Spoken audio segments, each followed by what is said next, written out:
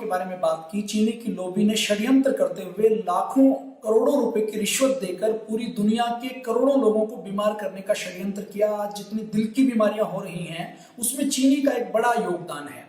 चीनी के कारण केवल मोटापा नहीं बढ़ता, केवल दांत नहीं सड़ते, केवल डायबिटीज नहीं होती, बल्कि हमारी जितनी बीमारियां हैं उसमें 60% से अधिक बीमारियों की जिम्मेदार अकेली चीनी है। 100 साल पहले चीनी भारत में आई तो इस चीनी को छोड़कर दूसरे विकल्पों की जब हमने बात की तो विकल्प आए गुड़, शक्कर, खांड, और ये भी जो विकल्प है ये आदमी के बनाए हुए विकल्प हैं। जो भगवान की बनाई हुई चीनी है वो कौन सी है? वो या तो फलों में है, आम में है, सेब में है, चीकू में है, अंगूर में है, और दूसरी जो भगवान की बनाई हुई सबसे बड़ा उपहार मानवता के लिए है वो शहद है।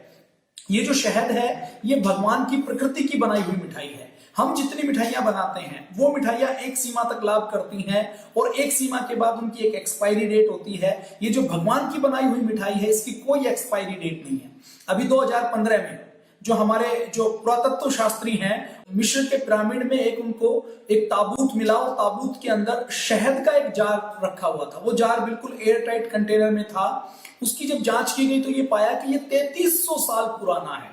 उस जार के अंदर जो शहद रखा हुआ था एयर टाइट कांच के जार में, उस जार में जो शहद रखा हुआ था वो 3300 साल बाद भी, 3500 साल बाद भी बिल्कुल फ्रेश था।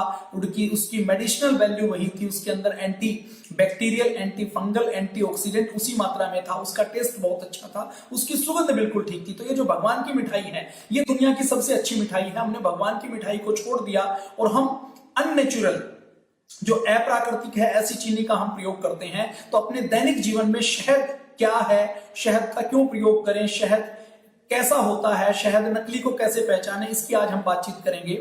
हमारे वेदों में जब से मानव का जन्म हुआ है तब से शहद की चर्चा है। शहद का वर्णन हमारे वेदों में है। हमारे चिकित्सा के जितने शास्त्र हैं, चाहे चरक संहिता है, सुश्रुत संहिता है, उन सब के अंदर शहद का खूब प्रयोग किया गया है। अपने यहाँ तो ये कहा गया है कि भगवान को जो भोजन करवाया जाता है, जो भगवान को भोग लगाया जाता है, उसमें यदि मिठाई का भोग लगाना है तो सबसे बड़ा दुनिया का मिष्ठान जो प्राकृतिक है वो शहद है। तो आज हम शहद की बात करते हैं। शहद की कोई एक्सपायरी डेट नहीं है। भगवान की बनाई हुई, नेचर की बनाई हुई, प्रकृति की बनाई हुई मिठाई है जिसको हम खूब प्रयोग कर सकते हैं और इसके कोई हानिकारक दुष्प्रभाव नहीं है। ये जो शहद है इसके अंदर एंटी बैक्टीरियल प्रोटीन होते हैं, एंजाइम होते हैं, एंटीऑक्सीडेंट होते हैं, जिसके कारण ये कभी भी खराब नहीं होता। शहद, जब हम शहद को कई बार ठंड के मौसम में रखते हैं तो ये क्रिस्टलाइज हो जाता है। शहद के बारे में एक और अफवाह फैलाई जाती है, पतंजलि के बारे में तो और ज्यादा फैलाई जाती है कि पतंजलि का शहद जमता है। और ये फैलाया जाता है कि जो शहद जमता है वो शहद शुद्ध नहीं है। शहद का प्राकृतिक गुण है जमना। ये शहद का जमना किसके ऊपर निर्भर करता है? जो शहद तेल वाले बीजों के फूलों से परागण को इकट्ठा करके मधुमक्खियां बनाती हैं, जैसे जहां सरसों का शहद होगा, राई का शहद होगा, सोयाबीन का शहद होगा, सूरजमुखी का शहद होगा, जितने भी तेलीय बीज हैं, जो ऑयल सीड हैं, उसका जो शहद होगा वो जमेगा। इसके अतिरिक्त शहद का जमना नेचुरल गुण है। विदेशों में जितना शहद एक्सपोर्ट किया जाता है वो शहद जमता है। एफएसएसआई ने जो अपने नए नियम बनाए हैं उस नियम के, एफएसएसआई की गाइडलाइन के ऊपर आप जाकर देख सकते हैं कि जमना शहद का नेचुरल गुण है। अब आप कहेंगे जी पतंजलि का शहद तो जमता है लेकिन दूसरी कंपनियों का शहद नहीं जमता, तो उसके बारे में मैं आपको बताऊं कि ये जो शहद है इसका हीट ट्रीटमेंट किया जाता है। हीट ट्रीटमेंट करने का मतलब क्या है कि शहद को उबाला जाता है और उबालने के बाद जब उसको ठंडा कर लिया जाता है तो वो शुगर सिरप, केवल चाशनी, जो रसगुल्ले में, गुलाब जामुन में आप खाते हैं, जो 250 रुपए किलो आपके गुलाब जामुन रसगुल्ले के साथ 150 रुपए किलो साथ में आती है, वो चाशनी रह जाती है। जब शहद को गर्म किया जाता है और गर्म करके ठंडा करके जब उसको बोतल में बंद कर दिया जाता है तो इसको प्रोसेस या हीट ट्रीटेड शहद बोलते हैं। इस शहद के अंदर गर्म करके ठंडा करने के दौरान शहद का एक और गुण है, आयुर्वेद में ये बहुत गंभीरता के साथ मना किया गया है कि शहद को कभी भी गर्म नहीं करना, शहद को कभी भी उबालना नहीं है। आज दुख की बात है कि इंडिया में जितना शहद बिकता है, जितना शहद बनाया जाता है, वो शहद गर्म करके ही उसको पैक किया जाता है और गर्म किया हुआ शहद खाते हैं, उसके लाभ लोगों को मिल नहीं पाते। तो शहद को जब गर्म किया जाता है तो गर्म करने के बाद जब ठंडा किया जाता है तो शहद के अंदर ऐसे बायोकेमिकल चेंजेस आते हैं कि वो जमता नहीं है। लेकिन इसके साथ साथ वो शहद के अंदर जो anti bacterial, anti fungal, antioxidant, उसके एंजाइम, उसके अंदर जो रोग प्रतिरोधक क्षमता बढ़ाने वाले जो तत्व हैं, जो माइक्रोन्यूट्रिएंट हैं, ऐसे पोषक तत्व हैं जिनको लैब में हम नाप नहीं सकते, वो सब नष्ट हो जाते हैं और शहद नहीं होता, वो केवल हम चाशनी का प्रयोग करते हैं। तो पतंजलि किसी भी प्रकार से शहद का, आयुर्वेद जो कहता है, महर्षि चरक और सुश्रुत ने जो कहा उसके अनुसार कोई भी प्रोसेस नहीं करता। पूज्य स्वामी जी महाराज और श्रद्धाचार्य जी बार बार टीवी के ऊपर बताते रहते हैं। अब आपसे हम बात करें तो कई बार ये होता है कि शहद को कैसे लेना है, शहद नकली है या असली है, उसकी भी हम बात करेंगे। तो सबसे पहले हम जानकारी करते हैं कि शहद के खाने के नियम कैसे हैं। तो शहद का सबसे बड़ा नियम, शहद की तासीर खुद गर्म होती है, तो शहद को कभी भी गर्म चीजों के साथ नहीं लेते, शहद को गर्म पानी के साथ नहीं लेते, शहद को कभी उबाला नहीं जाता, शहद को कभी भी उबलते हुए दूध या चाय में नहीं डाला जाता। अब आप कहें जी बॉडी को डिटॉक्स करने के लिए शहद को गर्म पानी में लेने की, नींबू के साथ लेने के लिए कहा गया है, तो वो पानी को पहले गर्म करें, गर्म करने के बाद गुनगुने पानी के अंदर शहद को मिलाएं, नींबू को डालें, उसके बाद आप शहद का प्रयोग कर सकते हैं। तो कभी भी शहद के कुछ नियम है, घी के साथ कभी भी शहद नहीं लेना, समान मात्रा में घी और शहद, क्योंकि घी फैट है, फैट का जो डाइजेशन होता है वो बहुत स्लो होता है। शहद प्री डाइजेस्टिव शुगर है, ग्लूकोज है, जो बॉडी के अंदर जैसे ही जाता है तो जाने के साथ ही वो डाइजेस्ट हो जाता है। तो शहद को कभी भी घी के साथ नहीं लेना, मूली के साथ कभी भी शहद नहीं लेना। जितने मांसाहारी पदार्थ हैं, मछली है, मांस है, मीट है, अंडा है, उसके साथ शहद कभी भी नहीं खाना। शहद को कभी भी उबलते हुए पानी में नहीं मिलाना। चाय के साथ कभी भी शहद चाय के अंदर नहीं डालना। बहुत गर्म दूध के अंदर शहद नहीं डालना। दूध को उबाल लिया, उसके बाद जब वो गुनगुना रह जाए तो आप उसके अंदर शहद डालकर उसका प्रयोग कर सकते हैं। तेल की जितनी भी चीजें हैं उसके साथ शहद का प्रयोग नहीं करना। अंगूर के साथ, कमल के बीज के साथ, बारिश के पानी के साथ कभी भी शहद का प्रयोग नहीं करना। शहद को कभी भी जो फर्मेंटेड जो पदार्थ है, जिनके अंदर खमीरीकरण किया गया है, किण्वीकरण किया गया है, जैसे विस्की है, रम है, ब्रांडी है, बियर है, उसके साथ कभी भी शहद का प्रयोग नहीं करना। ये शहद के नियम है। शहद जमता क्यों है? आज अगर मैं पतंजलि के शहद की बात करूं तो पतंजलि का शहद दुनिया की किसी भी लैब में टेस्ट करवा लिया जाए, ये 100% शुद्ध है। अब आपके मन में सवाल आएगा कि पतंजलि का शहद जमता क्यों है? तो शहद के अंदर सुक्रोज होती है और ग्लूकोज होता है। जब इसकी रेशो 1:1 होती है तो ये जमता है। जब 1.3 और 1.4 होती है तो ये जमने लगता है। पतंजलि का जो शहद है वो अधिकतर जहां मस्टर्ड के जहां पर खेत है वहां से कलेक्ट किया जाता है, और मस्टर्ड के तेल के बीजों से जो शहद का कलेक्शन किया जाता है उसका नेचुरल गुण है जमना। आप अगर किसी भी यूएसए की, विदेश की या इंटरनेट की साइट के ऊपर देखेंगे कि यदि शहद जमता है तो वो शुद्ध है या अशुद्ध है, तो आप उसके ऊपर उत्तर पाएंगे कि यदि सर्दी में आप शहद ले रहे हैं, खरीद रहे हैं, तो सर्दी के अंदर शहद का जमना ये उसका नेचुरल गुण है। आप में से किसी ने माइक्रोवेव खरीदा है? माइक्रोवेव अच्छा नहीं होता, मैं उसकी रिकमेंडेशन नहीं करता, लेकिन माइक्रोवेव की पुस्तक जैसे ही आप खोलेंगे तो पहले पन्ने के ऊपर लिखा होगा कि यदि शहद को, जमे हुए शहद को मेल्ट करना है तो इसको इतने सेकंड तक आप गर्म करें। तो इसका अर्थ क्या है कि माइक्रोवेव बनाने वाली सारी कंपनियों को और पूरी दुनिया को पता है कि जमा हुआ शहद शुद्ध होता है और शुद्ध शहद जमता है, क्रिस्टल होता है। तो कभी भी जो शहद जमे इसका मतलब वो अशुद्ध नहीं है। शुद्धता की जांच कैसे करनी है? जमने से पता नहीं लगता, इसके दूसरे तरीके हैं जिससे शहद की शुद्धता की जांच की जाती है। तो शहद की शुद्धता की जांच जमने से नहीं होती, तो दूसरा क्या तरीका है शहद की आपको शुद्धता की जांच करनी है? तो शुद्ध शहद आप ले लीजिए, उसको पानी के गिलास के अंदर आप डालिए, तो शुद्ध शहद जैसे भी जाएगा तो आप देखेंगे तो इसकी जो लार बन रही है, ये जो गिर रहा है, ये सांप की कुंडली की तरह गिर रहा है, और ये सीधा जो गिर रहा है तो गिरते ही ये तली के अंदर जा रहा है। जो शुगर सिरप होगी, जो चाशनी होगी, वो पानी के अंदर घुल जाएगी, उसकी ऐसी सांप की तरह कुंडली नहीं बनेगी। तो सबसे पहला टेस्ट पानी के अंदर है। अब ये पानी के अंदर धीरे धीरे घुलेगा या तब घुलेगा जब चम्मच से इसको घोला जाएगा। तो ये शहद का पहला टेस्ट आपको करना है। तो शहद को आप पानी के अंदर डालकर देख सकते हैं। मैंने ये जो पतंजलि का 250 ग्राम का एक बॉक्स जो मेरे पास पिछले साल का अक्टूबर 19 का बना हुआ था उसके अंदर से डाला है। रुई की आप बाती बना लीजिए। रुई की बाती बनाकर आप यदि उसको आग लगाने की कोशिश करेंगे और आग लगती है और कुछ देर तक लगी रहती है तो इसका मतलब शहद शुद्ध है। शहद के अंदर आप मक्खी को डाल दीजिए जो मधुमक्खी है ना, जो शहद को बनाती है, उसको आप मधुमक्खी के अंदर डाल देंगे तो मधुमक्खी के पंखों से शहद चिपकेगा नहीं, वो फड़फड़ाकर उड़ जाएगी। इससे पता लगता है कि शहद शुद्ध है। चाशनी में आप उसको डाल देंगे तो वहीं वो चाशनी के अंदर चिपक कर मर जाएगी। शहद, आप जो बतासा होता है, मीठा पतासा होता है, जो बतासा जिसको बोलते हैं, उसको आप शहद के अंदर डाल दीजिए। यदि शहद अशुद्ध होगा तो वो बतासा पिघल जाएगा। शुद्ध शहद के अंदर, क्योंकि मॉइस्चर या नमी की मात्रा सीमित होती है, तो शुद्ध शहद के अंदर वो पतासा पिघलेगा नहीं, वो वैसे का वैसा रहेगा। आंख में डालकर देखिए, यदि आप शुद्ध शहद को आंख में डालते हैं तो थोड़ी सी हल्की सी जलन होती है। जलन होने के बाद आंखों को ठंडक मिलती है और चिपचिपाहट नहीं होती। आप चाशनी को डालेंगे तो जलन ज्यादा होगी और चिपचिपाहट बनी रहेगी।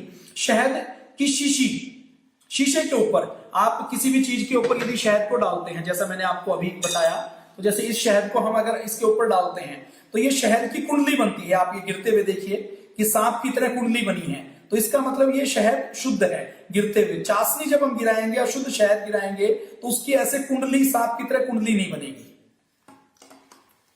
तीसरा तरीका है, कुत्ते को शहद खिलाइए। कुत्ते की प्रकृति होती है कि वो शहद नहीं खा सकता, तो कुत्ता यदि अशुद्ध शहद होगा, चाशनी होगी तो उसको खा लेगा, शुद्ध शहद होगा तो कुत्ता उसको नहीं खाएगा। कागज के ऊपर आप शहद को टपका सकते हैं, तो कागज के ऊपर यदि आप शहद को टपकाएंगे तो कागज के नीचे निशान नहीं आएगा। चाशनी होगी तो उसके नीचे निशान आएगा। कपड़े के ऊपर आप शहद डालेंगे तो शहद की अलग से, उसकी विस्कोसिटी ऐसी है कि अलग से बूंद बन जाएगी, कपड़े के ऊपर वो दाग नहीं छोड़ेगा। तो इस तरीके से आप शहद की टेस्टिंग कर सकते हैं। अभी भारत में आयुर्वेद रहा है, भारत सबसे अधिक जानता है। अंग्रेजों ने चीनी बनाकर 1903 में पहली मील लगाई और हमें चीनी खाने का एडिक्ट बना दिया। आज यदि हम बात करें तो भारत में प्रति व्यक्ति प्रति वर्ष जो शहद की खपत है वो केवल 25 ग्राम है। यदि हम इसी को दूसरे देशों से कंपेयर करें, स्विट्जरलैंड से, जिसके अंदर स्वास्थ्य लोगों का अच्छा है, जर्मनी से करें तो 1.5 किलो शहद वो एक साल में एक व्यक्ति खाते हैं। अमेरिका की बात करें तो अमेरिका में 1 किलो शहद प्रति व्यक्ति की खपत है। फ्रांस की, इंग्लैंड की, जापान की, इटली की बात करें तो वहां 250 ग्राम, इंडिया से 10 गुना ज्यादा वहां पर लोग शहद का सेवन करते हैं। शहद को देवताओं का आहार माना जाता है और शहद केवल हिंदुओं में नहीं माना जाता। जो पंचामृत बनता है तुलसी के साथ, जो हाईली एंटी इम्यून, हमारे इम्यून को जो बूस्ट करता है, एंटीबायोटिक होता है, उसके अंदर भी शहद प्रमुख होता है। हिंदू धर्म के साथ साथ जितने भी यूनानी हैं, यूनानी में जो अरस्तु हुए, उन्होंने कहा है कि यदि जवानी प्राप्त करनी है तो शहद का सेवन करें। शहद को यूनान में भगवान को चढ़ाने के लायक वस्तु माना जाता है। अरस्तु अपनी नेचुरल हिस्ट्री में ये लिखता है कि शहद से हमारे जीवन को दोबारा से नव यौवन मिलता है। इस्लाम के कुरान में भी शहद को बीमारियों को दूर करने वाला माना गया है। यहूदी धर्म शहद को अपना दिव्य आहार मानते हैं। शहद के अंदर और क्या क्या गुण है, शहद के अंदर तत्व क्या क्या है, यदि हम बात करें तो शहद के अंदर जो सुक्रोज है, ग्लूकोज है, वो है। इसके साथ साथ आयरन है, कैल्शियम है, सोडियम है, क्लोरीन है, पोटाशियम है, मैग्नीशियम है। शहद के अंदर जो नेचुरल गुण है उसके अंदर एंटी फंगल है, एंटी वायरल है, एंटीसेप्टिक है, एंटीबायोटिक है, विटामिन बी से लेकर विटामिन B6 तक इसके अंदर मिलते हैं। और ऐसे जाने कितने एंटीऑक्सीडेंट हैं जो शहद के अंदर हैं, जो हमारे डाइजेस्टिव सिस्टम को बूस्ट करते हैं, हमारे पूरे शरीर को एनर्जी देते हैं। उनके बारे में साइंस अभी तक मौन है, क्योंकि मैं ये बार बार कहता हूं कि जितने विटामिन हैं, जितने खनिज हैं, जितना RNA है, DNA है, कोशिका है, जितने ब्लड के ग्रुप हैं, इन सब की खोज पिछले 100 सालों में हुई है। तो साइंस अभी बहुत बौना है।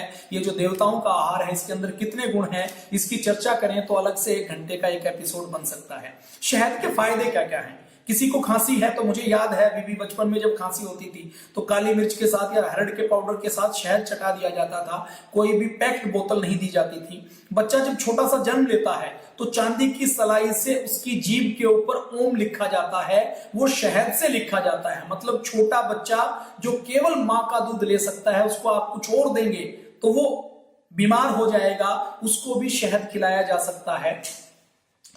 दिल की बीमारियों में शहद दिल की बीमारियों में सुरक्षित रखता है। एंटीऑक्सीडेंट है जो हमारे दिल की धमनियों को लचीला बनाते हैं।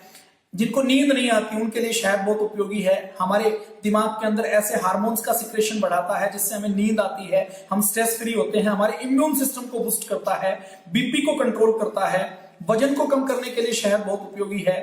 जो हमारी स्किन के अंदर जो हम अगर शहद से मसाज करते हैं, शहद को हम हल्दी के अंदर डालकर, उपटन के अंदर डालकर, दाल के आटे के अंदर डालकर, बेसन के अंदर डालकर लगाते हैं तो नेचुरल मॉइस्चराइजर का काम करता है। स्किन के अंदर नमी बनी रहती है, स्किन के अंदर ड्राइनेस दूर होती है, इम्यूनिटी बढ़ाता है। घाव के ऊपर कोई घाव हो गया तो ये वैज्ञानिकों ने भी मान लिया है कि शहद के अंदर ऐसी प्रॉपर्टी है, घाव को साफ करके शहद ऊपर लगाकर उसकी पट्टी कर दी जाए तो उसके अंदर ऐसे नेचुरल एंटीबायोटिक हैं जो घाव को भरने में, हील करने में और उसको इन्फेक्शन में बचाने के लिए बहुत ज्यादा उपयोगी हैं। कफ को दूर करने में शहद बहुत उपयोगी है। शरीर के अंदर जितने भी विषैले पदार्थ हैं, बॉडी को डिटॉक्स करता है।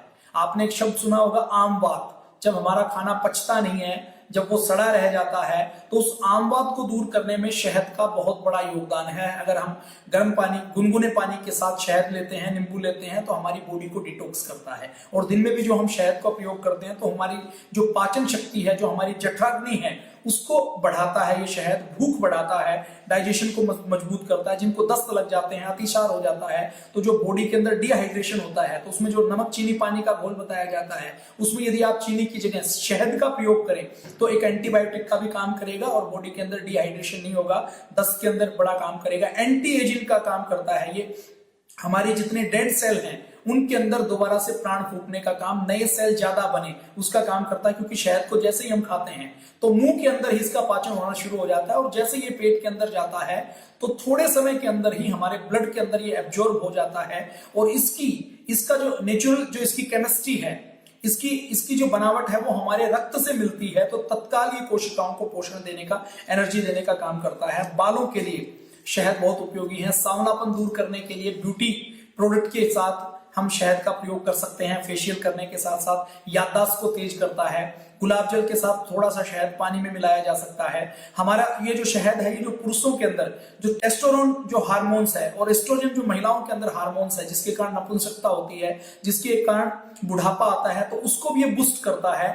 एक नेचुरल एंटीऑक्सीडेंट है हमारे शरीर के अंदर। पॉल्यूशन के कारण, खान पान के कारण, कोशिकाओं के टूटने के कारण जो फ्री रेडिकल्स बनते हैं, जो ऐसे इलेक्ट्रॉन बनते हैं, मुक्त कण बनते हैं, जो दूसरी कोशिकाओं से मुक्त कण लेकर उसको डिस्टर्ब करते हैं, कैंसर तक पैदा करते हैं, तो शहद के अंदर नेचुरल एंटीऑक्सीडेंट हैं। शहद हम खाएंगे तो हमारे शरीर के अंदर साधारण बीमारियां नहीं लग सकती। तो ये शहद के बारे में हमने बात की। अब पतंजलि के शहद की यदि मैं बात करूं तो शहद में तो आप कौन सा लें?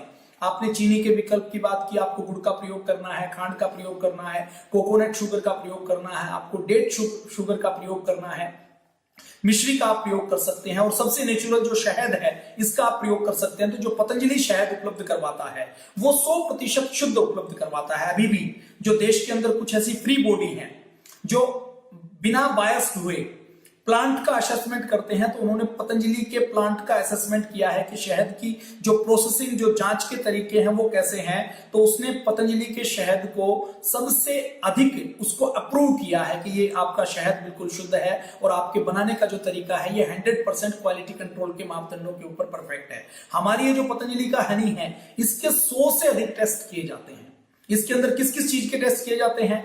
हैवी मेटल्स के टेस्ट किए जाते हैं, 100 से अधिक हैवी मेटल्स है, 8 से 10 हैवी मेटल्स के टेस्ट किए जाते हैं, पेस्टिसाइड के टेस्ट किए जाते हैं, 100 से अधिक पेस्टिसाइड है, एंटीबायोटिक के टेस्ट किए जाते हैं। आज यदि शहद किसी को बनाना है तो जो गवर्नमेंट के रूल है उसमें 10 पैरामीटर आप अगर पूरे करते हैं तो गवर्नमेंट के अनुसार शहद पास है, आपके शहद में कोई कमी नहीं है। लेकिन पतंजलि 10 पैरामीटर की टेस्टिंग नहीं करता, उन 10 की तो करता ही करता है, उन 10 के अलावा 100 और पैरामीटर की टेस्टिंग करता है, जिससे यह सुनिश्चित हो जाए कि किसी भी प्रकार से कोई हैवी मेटल, कोई एंटीबायोटिक, कोई आर्टिफिशियल एंटीबायोटिक या कोई पेस्टिसाइड आपके शहद में नहीं जाए। क्योंकि फसल के अंदर जहां ज्यादा पेस्टिसाइड डाले जाते हैं वो फूल के अंदर आते हैं और फूल के अंदर से वो मधुमक्खी से होते हुए शहद के अंदर आते हैं। तो 100 से अधिक टेस्ट किए जाते हैं ताकि किसी भी प्रकार की मिलावट ना हो। C1 C4 टेस्ट किया जाता है कि शहद के अंदर किसी प्रकार की चीनी की मिलावट तो नहीं है। कॉर्न सिरप शहद के अंदर खूब मिलाया जाता है, कॉर्न सिरप देखने में शहद जैसा ही होता है, खूब मिलावट होती है, तो इसका टेस्ट किया जाता है, हर बैच का टेस्ट किया जाता है। इलेक्ट्रॉनिक माइक्रोस्कोप से पतंजलि ने एक पूरा अभियान चलाकर शहद की पूरी टेस्टिंग की है। अब अगर मैं मूल्य की बात करूं तो आपको शहद लेना है रोज, यदि आप चीनी के विकल्प के तौर पर शहद खाएंगे तो रोज 2 से 3 किलो, हर महीने 2 से 3 किलो, 4 किलो, 5 किलो शहद आप कंज्यूम करेंगे। तो उसमें क्वालिटी के साथ साथ प्राइस का बहुत बड़ा मैटर करता है। तो मैं यदि पतंजलि के शहद को दूसरे शहद के साथ तुलना करूं तो ये जो हमारा पतंजलि का शहद है ये 275 रुपए का 1 किलो है। अगर मैं आधे किलो के पैक की बात करूं तो पतंजलि का जो शहद है वो जो आधे किलो का पैक है वो 145 रुपए का है। और उसमें भी यदि आप स्वदेशी समृद्धि कार्ड बनवा लेते हैं तो उसके ऊपर आपको और डिस्काउंट मिल सकता है 5 से 7% का। डाबर का जो शहद है आधा किलो का 200 रुपए का है, 55 रुपए महंगा है। 55 रुपए की मैं बात करूं तो 33% महंगा है। झंडू की मैं बात करूं तो झंडू का शहद 270 रुपए का है, 135 रुपए आधा किलो पर महंगा है, 1 किलो पर 270 रुपए महंगा है। तत्वा की श्री तत्वा की मैं बात करूं तो उनका शहद 250 रुपए का आधा किलो है, 105 रुपए महंगा है। अगर मैं न्यूट्री विश की बात करूं तो उनका 350 ग्राम, 500 ग्राम नहीं, 350 ग्राम शहद 360 रुपए का है, जो 215 रुपए महंगा है।